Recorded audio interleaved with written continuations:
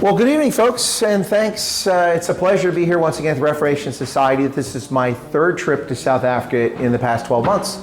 And each time I've been graciously and kindly invited to speak here at the Reformation Society. It is a distinct pleasure to get an opportunity to speak with you all. I hope tonight's topic will be interesting. It will be extemporaneous. You see no notes, no PowerPoint slides. I'm going to talk about my views, which do not reflect the Reformation Society. Maybe some of them do, it's the folks involved with it, but these are my views and my analysis. A little more background. I am a historian and a political scientist, and so these topics are right in my wheelhouse, so to speak. So I'm happy to take questions as we go along. That's perfectly fine. Don't be shy. That'll probably make this much more interesting and interactive, okay? So unlike a politician, I'll try to answer your questions honestly. I'll do my best, all right? So for this topic, if you remember, some of you were here for the first one and the second one that I spoke, but the first time I talked about doing what's right, moral, and just in the face of injustice. Thought that was an interesting topic, but tonight we're talking about politics. There's going to be a lot of injustice in that, so I'll do my best to bring it to fruition, the story here. So 2024 is a very important year, obviously, for the United States and for South Africa. Both countries are holding national elections. For us, it's a really big deal in the United States. The question is, does the United States return to the ascendancy that it was on just a few years ago when Donald Trump was president? Or do we continue our path into oblivion, which is maybe a bit of hyperbole, but not entirely. In California, people can rob stores, and if it's under $1,000, they don't even bother arresting them. So you can steal $15,000 worth of goods and they just let you go. In Memphis, Tennessee, the crime has gotten so bad because the prosecutor won't even prosecute people based on their stealing things, that they're going to neighboring counties, but they're quickly discovering that the police in neighboring counties don't put up with that nonsense. You may have heard a song in America recently by a country singer called Jason Aldean. Yes. Try that in a small town. Yeah.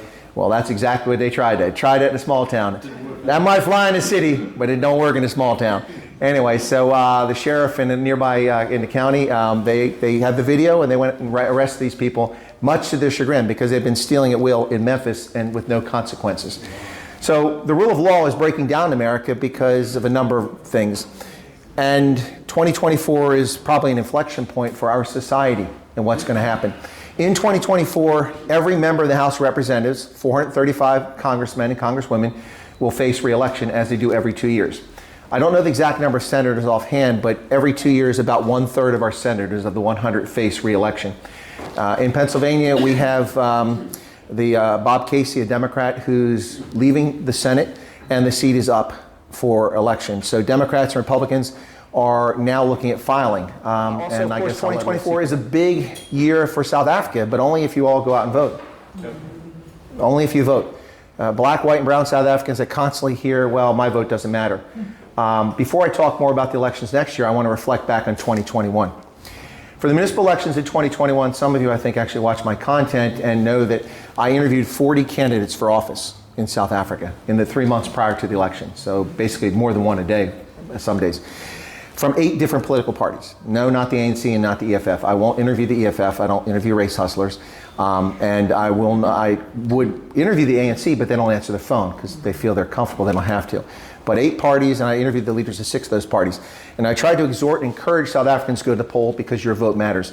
The story I told folks from 2020 to 2021 election, November 2021, is that if the Democratic Alliance had retained the same number of voters in 2021 that they received, 2016 that they received in 2011, they would have run Nelson Mandela Bay outright.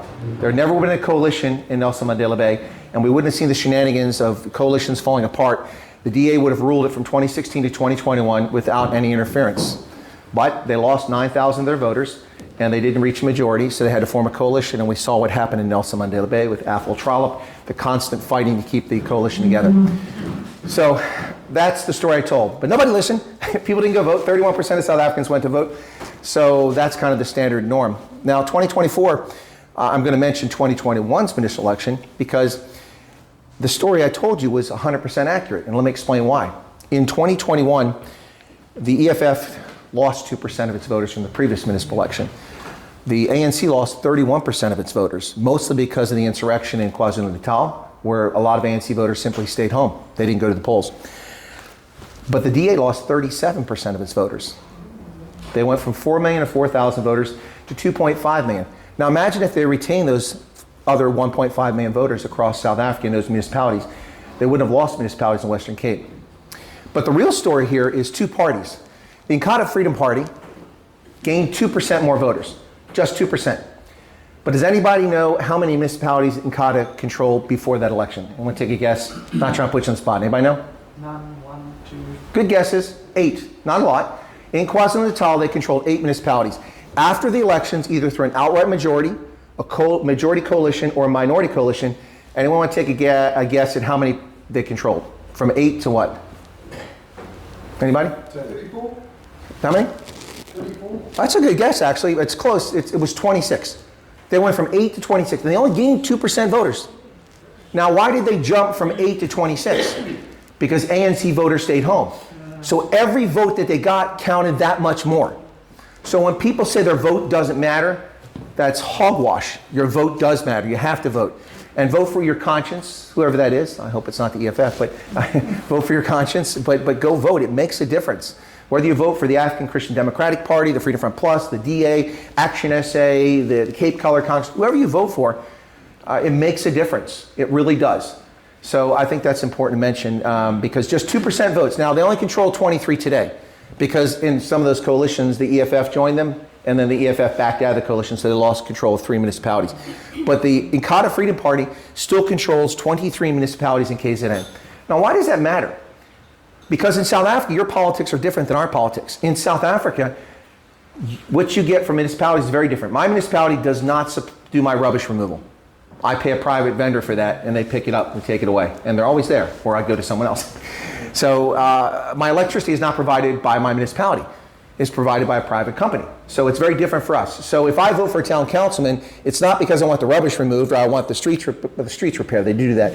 But it's for very different reasons than you do it here. But in South Africa, the lights, the local police, the rubbish, all these services are provided by a municipality, correct? All right? So if you're an opposition party, you want to prove to voters that you can make a difference, the municipal elections matter. The Inkatha Freedom Party has a golden opportunity to prove, and they've had it for a year, over the next year, to prove to voters, particularly in KwaZulu-Natal, that they can make a difference for you. And hopefully convince them to vote for their standard in 2024. And that's why municipal elections matter so much.